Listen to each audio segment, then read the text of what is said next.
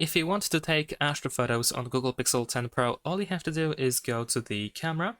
Now in the camera, you should be able to switch to the night sight mode. And then over here in the bottom left corner, we have this setting icon where we can enable astrophotography. We need to make sure that it is set to automatic. And after that, if the phone detects that you're trying to take a photo of like moon or stars, then instead of having a moon icon, you will have these stars. Over here, we can also tap on this icon, the similar one that we have at the top, in order to quickly open these settings. So you can toggle astrophotography if needed.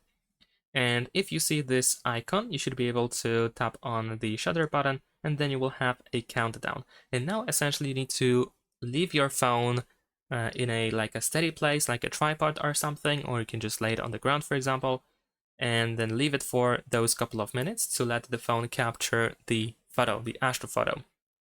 And it is recommended to enable sounds for the camera and for the phone so that you will know when the photo is ready.